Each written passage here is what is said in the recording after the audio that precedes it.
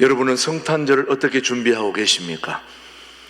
신나는 일본어 동아리는 성탄절 준비를 위해서 아직도 복음을 알지 못하는 일본 땅을 밟으면서 그들에게 복음을 전하는 것이 아마 성탄의 준비 중에 또 소중한 준비가 아닌가 생각을 해보게 됩니다. 성탄절이 되기 전 4주간을 예수님 오심을 기다리는 대림절, 대강절이라고 그렇게 교회 절기력을 우리가 알고 있지요. 한마디로 오늘날의 대강절, 대림절의 의미는 이미 그리스도가 오셨고 오시고 계시고 다시 심판주로 오실 의미가 바로 대림절, 대강절의 의미입니다. 그 메시지가 그 모두 안에 담겨 있죠. 그러므로 대강절, 대림절은 2000년 전 유대 땅 베들레헴에 이미 예수님이 오셨고 우리 마음속에 오시고 계시고 앞으로 심판주로 다시 오실 그리스도를 기다리는 절기가 무엇이라고요? 대림절, 대강절이라고 할 수 있겠습니다. 성탄절을 우리가 한 주 앞두고 예수님의 탄생을 준비한 마리아의 준비를 통해서 우리는 성탄을 어떻게 준비하는 게 좋을까? 오늘 한 3가지를 여러분과 함께 살피려고 합니다. 첫 번째, 마리아는 어떻게 성탄을 준비했을까? 첫 번째, 마리아는 겸손한 마음가짐으로 예수님의 탄생을 준비했던 인물이 바로 마리아입니다. 누가복음 1장 32장 1절 28절입니다. 1장 시작. 그에게 들어가 이르되 은혜를 받은 자여 평안할지어다 주께서 너와 함께 하시도다. 이렇게 말했을 때에 저 말을 누가 했느냐? 천사가 마리아에게 나타나서 그에게 들어가 이르되 은혜를 받은 자여 평안할지어다 주께서 너와 함께 하시도다 하니, 이 말에 마리아의 첫 반응이 29절입니다. 시작. 처녀가 그 말을 듣고 놀라 이런 인사가 어찌함인가 생각하며, 자, 말씀에 의하면 마리아가 너무 뭐했다? 놀라서 이런 인사가 어찌민가 그렇게 했다는 겁니다. 이것은 단순히 마리아가 천사를 보고 심리적으로 놀라서 일어난 반응이 아니고 유대인들에게 있어서 하나님이 보내신 천사를 만난다는 것은 엄청난 은혜요 축복이라고 여기는 게 유대인들 사회의 통념입니다. 그러니까 하나님의 보내신 천사를 본 사람들은 굉장한 하나님의 은총을 입은 사람들입니다. 다 그렇게 본 사람들이 아니거든요. 대표적으로 아브라함이 천사를 보았고 야곱이 천사를 보았고 그리고 삼손의 부모 다니엘, 이런 사람들이 천사를 만난 대표적인 사람들입니다. 이런 사람들을 유대 사람들에게는 굉장한 은총을 입은 사람으로 그렇게 여기고 있는 겁니다. 그러니까 유대인들에게 있어서 하나님의 천사를 본다는 것은 은총, 즉 은혜의 표징입니다. 혹시 여기 계신 분 중에 천사를 본 분 계십니까? 천사를 본 분 있으면 한번 손을 들거나 한번 일어서 보십시오. 아무도 없네. 그러니까 여러분, 이 중에서 누가 천사를 봤다 그러면 뭐라고 생각하겠습니까?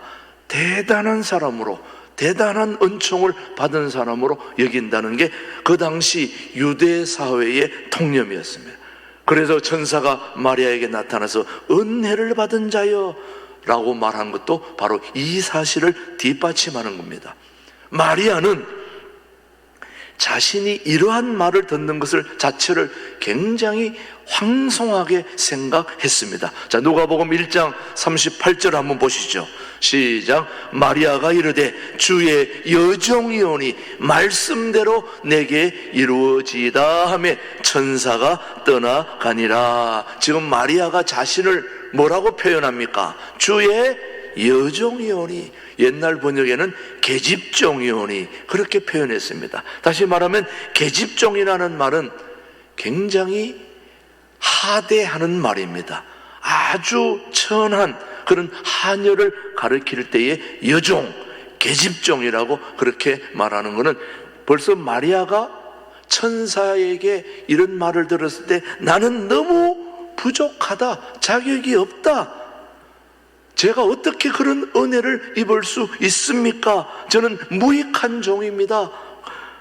바로 겸손의 자세를 마리아가 보였다는 거죠. 마리아의 이런 겸손이야말로 오늘 성탄절을 2023년 오늘 성탄절을 맞이하는 저와 여러분들의 모습이어야 된다 하는 걸 말하고 싶은 겁니다. 사랑하는 교회 여러분, 마리아의 이러한 겸손은 우리 모두가 구원의 은혜를 입었기 때문이라는 거예요. 다시 말하면 우리가 너무 벌레 맛도 못한, 사실은 하나님의 은혜에 또 하나님의 사랑에 비하면 우리 모두는 이 기어다니는 벌레보다도 못한 존재에 불과하지만 우리 모두를 주님께서 구원해 주셨기 때문에 구원받을 자격이 없는 저와 여러분들을 구원해 주셨다는 사실 하나만으로도 우리는 너무 큰 은혜를 입고 있는 존재들이라는 거죠. 그런데 비하면 우리는 천사가 나타나서 예수 그리스도를 내 몸에 주신 것은 이거는 엄청난 은혜라는 걸 이 마리아가 고백하는 거예요. 오늘 이 마리아의 고백이 2023년 성탄절을 맞이하는 저와 여러분의 모습 속에도 이 마리아처럼 하나님, 저와 같은 존재를 이렇게 구원시켜 주시고 예배의 자리로 불러주신 거 너무너무 감사합니다. 여러분 자신, 여러분 스스로 잘 알지 않습니까? 여러분이 이 자리에 있을 수 있다는 거, 또 구원의 자리에 왔다는 거, 예배의 자리에 초청됐다는 거, 이 자체만 해도 저는 엄청난 은혜라고 저는 믿습니다. 그걸 아는 자만이 아는 거죠. 그래서 주님이 하늘의 보좌와 영광을 다 버리시고 낮고 천한 이 땅에 내려오셨기 때문에 하나님의 아들이 비천한 우리 인간의 몸을 입고 이 땅에 오셨다는 그 무엇과도 바꿀 수 없는 낮아짐의 최고의 극치를 이룬 분이 우리 예수님이다 이 말이죠. 그런 걸 본다면은 오늘 우리가 주님의 모습을 생각하면서 성탄절을 겸손한 마음으로 맞이하고 준비해야 될 줄로 믿습니다. 이것이 바로 마리아가 성탄을 맞이하는 첫 번째 마음가짐, 바로 겸손한 마음가짐입니다. 겸손한 마음가짐. 저는 우리 신광들에게 모든 교우들이 겸손할 수 있게 되기를 축복합니다. 그래서 저희 신나는 일본어 우리 동아리 팀도 일본에 가서 여행 갔다 올 수도 있지만은 그 사람들 앞에 나아가서 예수 믿고 복 받고 크리스마스에 그런 복음을 전할 수 있는 것도 우리에게는 겸손의 자세 중에 하나이지요. 왜냐? 예수님이 우리에게 그런 모습을 보여주셨기 때문에 우리도 그런 모습을 사람들에게 나타내야 되는 겸손의 모드, 겸손의 모습을 담는 것이 첫 번째 마리아가 우리에게 주는 교훈입니다. 두 번째, 이 마리아는 순종의 마음가짐을 가졌다는 겁니다. 자, 마리아에게 나타난 천사는 마리아가 수태하여, 다시 말하면 임신하여 아들을 낳을 것이다, 그렇게 얘기했습니다. 그런데 문제는 이때 마리아는 아직 결혼을 하지 않은 처녀의 몸이었다는 겁니다. 그리고 장례를 약속한 정혼자도 있었다는 거예요. 자, 여러분, 남자 없이 여자가 임신을 했다, 그것도 정혼자가 있는데도 불구하고, 여러분 결혼하신 분들은 다 알겠지만은 용서가 되는 일입니까? 안 되는 일입니까? 수태하여 아들을 낳으리라는 천사의 예고는, 다시 말하면 마리아에게 예수님이 당신의 몸을 통하여 나타난다라고 하는 것은 지금 생각하면 마리아에게는 엄청난 영광이요 축복이지만 그 당시 유대 사회의 통념으로 돌아가서 본다면은 이거는 축복이라기보다는 감당할 수 없을 만큼 충격적인 말이요, 생각하기에 따라서는 저주의 말일 수도 있다는 거죠. 왜냐?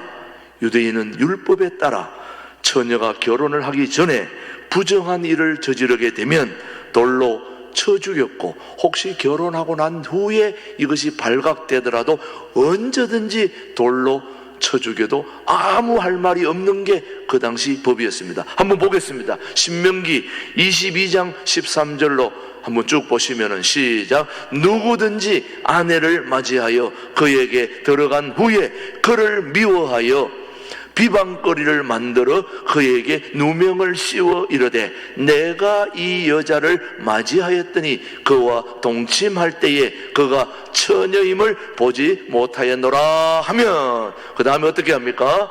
자, 21절 시작. 그 처녀를 그의 아버지 집 문에서 끌어내고 그 성읍 사람들이 그를 돌로 쳐 죽일지니 이는 그가 그의 아버지 집에서 창기의 행동을 하여 이스라엘 중에서 악을 행하였음이라. 너는 이와 같이 하여 너희 가운데서 악을 제할지니라. 자, 여러분 보시니까 유대 그 당시 사회의 통념을 아시겠죠? 자, 이런 걸 생각한다면 마리아에게 아기가 생겼다는 게 좋은 일입니까? 안 좋은 일입니까? 예, 천사의 수태고지 임신했다는 사실, 마리아에게는 사형 선고나 다름이 없었습니다. 율법의 이러한 규정을 잘 알고 있을 마리아로서는 아직 어린 처녀의 몸으로서 아이를 낳는다는 것은 꿈에도 상상할 수 없고 두렵고 떨리는 일이 아닐 수 없습니다. 특히 여자의 순결을 무척이나 중시하는 유대 사회의 그런 풍습, 관습 아래에 있는 그런 모습 속에서 이것을 바라본다면 혼자서 이 일을 감당한다는 것은 불가능한 일이라고 해야 해도 옳은 일일 수 있습니다.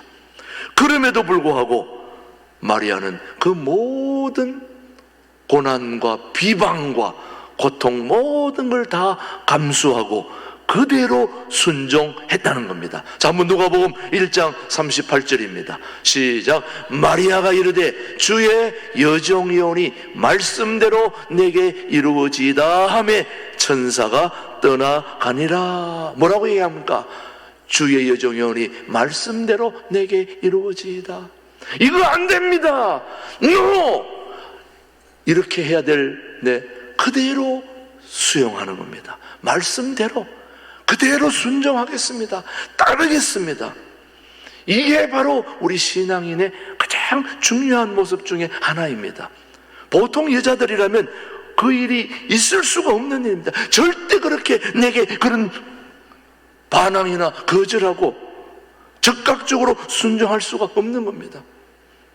한마디 변명도 못하고 그대로 순종했다는 거예요. 제가 좋아하는 여행가 중에 이런 노래가 있습니다. 한마디 변명도 못하, 소리가 잘 안 나와서 그렇지만 그런 노래 있지 여러분요. 한마디 변명도 안 하고 그대로 하나님의 말씀에 순종한 사람이 누구라고요? 마리아였습니다. 그 당시 유대 사회의 통념으로 본다면 있을 수가 없는 일입니다. 그럼에도 불구하고 그대로 순종. 이것이 여러분 쉬울 것 같습니까? 모든 수치를 다 감당하고 예스, 예! 그대로 순종하겠습니까? 여러분 쉬울 것 같습니까? 절대로 쉬운 일이 아닙니다. 그래서 여러분 오늘 저와 여러분이 꼭 기억해야 될 것은 마리아의 위대한 점은 내 몸에 예수를 잉태하고 임신했다는 게 위대한 점이 아니라 죽음과 또 같은 부르심에 온전히 순종한 그 순종에 있는 것입니다. 그 순종에 마리아의 위대한 점이 있다는 걸 여러분이 꼭 알고 가셔야 됩니다. 여러분, 사랑하는 교회 여러분, 마리아의 위대한 점은 예수 그리스도가 자신의 몸에 나타난 그 영광, 이게 위대한 게 아니라 그 엄청난 죽음과도 같은 고난 속에서도 그대로 순종했다는 것, 예수님이 모친이 된 것이 바로 그 순종의 결과일 뿐인 것입니다. 오늘날 우리 기독교인들의 가장 중요한 핵심은 사람들의 비방, 모함, 그리고 우리를 향한 온전한 눈초리가 아닌 그런 속에서도 우리가 꿋꿋하게 주님을 내 삶의 주인으로 모시고 그 삶을 낮아짐으로 내려가서 실천하고 산다는 것은 정말로 어려운 일입니다, 여러분. 순종한다는 것은 쉬운 일이 결코 아닙니다, 여러분. 그래서 이 성탄절에 가장 중요한 준비 중에 하나가 바로 이 마리아가 그대로 어려움을 극복하고 내 몸속에 주님의 말씀이 그대로 이루어지기를 원합니다. 순종의 자세를 본받아야 하는 것은 바로 하나님은 순종하는 자를 통하여 크신 역사를 나타내기 때문이다, 이 말이죠. 여러분 한번 보십시오. 하나님의 놀라운 역사는 다 순종의 역사예요. 너는 너의 본토 친척 아비 집을 떠나 내게 지시할 땅으로 가라 했을 때 아브라함이 평생 살아왔던 땅을, 자기 고향을 버리고 주님이 가라 하는 땅으로 온전하게 순종했기 때문에 그 아브라함의 축복이 오늘 저와 여러분에게도 그대로 이루어지고 있지 않습니까, 여러분? 그래서 성경에 등장하는 모든 믿음의 인물들은 다 모두가 하나님의 말씀에 그대로 순종한 자들입니다, 여러분. 저는 아들이 둘인데요.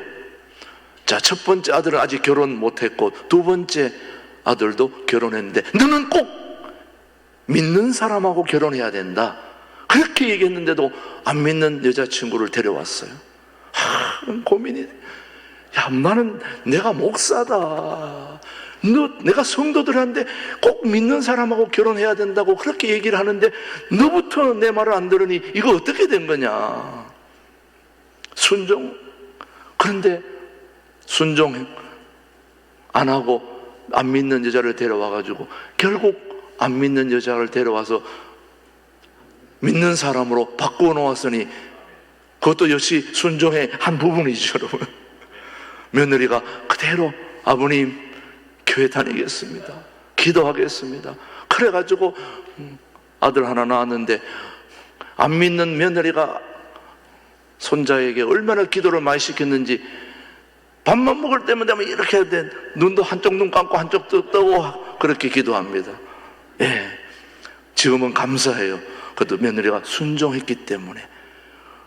생전 모르던 종교를 받아들인다는 게 결코 쉬운 문제가 아니거든요. 예, 이제 둘째 아들이 먼저 결혼했고 첫 번째 아들이 결혼을 못했는데 이번에 또 안 믿는 미국 여자를 데리고 온 거예요.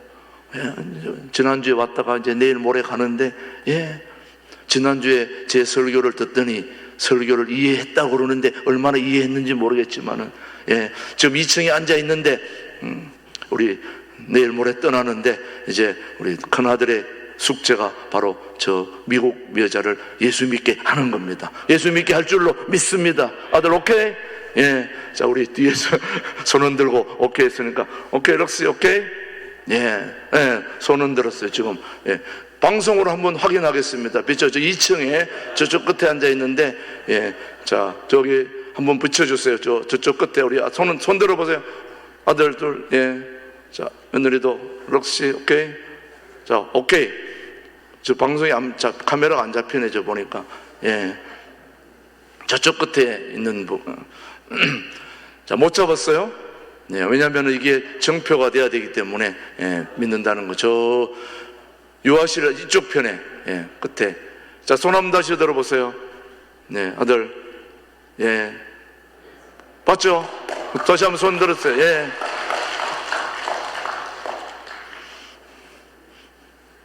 자, 우리 예수 믿기로 확정했으니까 여러분이 이제 계속 기도해 주셔야 됩니다.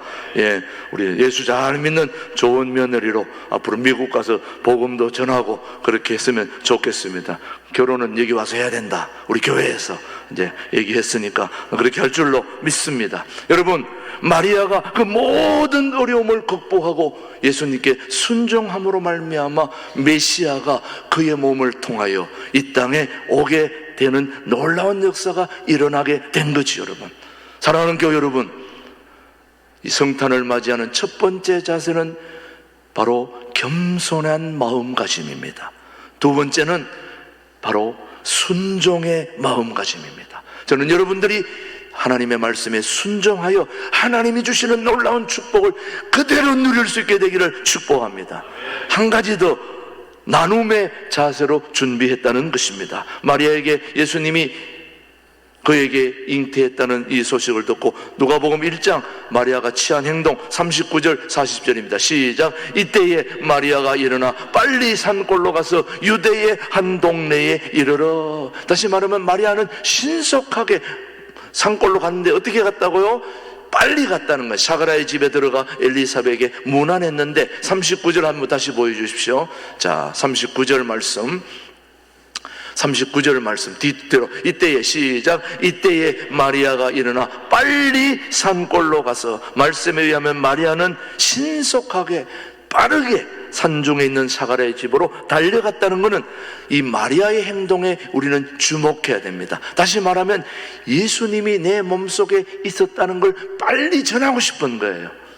여러분, 기독교인은 다른 게 아닙니다. 내가 예수님을 만났다는 사실을 빨리 사람들에게 전하는 게 우리 기독교인의 중요한 사명입니다. 이게 바로 복음 전도입니다. 내가 기뻤는데 빨리 소식을 전해야죠. 여러분, 좋은 소식 들었으면 빨리 전해야죠. 뉴스란 게 뭡니까? 좋은 소식, 안 좋은 소식을 빨리 전하는 거잖아요. 좋은 소식은 더 빨리 전해야 되는 거예요. 바로 마리아가 그런 신속한 행동을 했다는 거예요. 그래서 기쁨은 나누면 배가 되고 슬픔은 나누면 반으로 줄어든다는 말씀이 여러분 잘 알고 있죠, 여러분. 그러므로 우리 신광들에게는 좋은 소식을 더 많이 빨리 증거하는 일에 앞장서는 신광두레 교회가 될 수 있게 되기를 축복합니다. 자, 오늘 우리가 성탄절을 준비하는 세 가지 마음가짐. 첫 번째, 무슨 마음? 겸손한 마음. 두 번째는 순종의 마음. 세 번째는 나눔의 마음. 빨리 가서 복음 전해. 그래서 우리도 일본에 가서 마음껏 빨리 소식을 전하려고 다녀오게 된 거죠. 이번 성탄절 여러분 세 가지 마음으로, 겸손한 마음가짐, 순종의 마음가짐, 나눔의 마음가짐을 가지고 성탄절을 준비하게 되기를 주님의 이름으로 축복합니다. 기도하겠습니다. 하나님 아버지, 아기 예수로 이 땅에 오신 대림절 세 번째 주일에 성탄을 준비하는 말씀을 주심을 감사합니다. 겸손의 자세, 순종의 자세, 나눔의 자세로 남은 생애를 살아가도록 인도하여 주시옵소서. 모든 걸 주님께 맡기며 준비하는 우리 모두에게 주님 함께해 주시기를 예수님의 이름으로 기도드립니다. 아멘.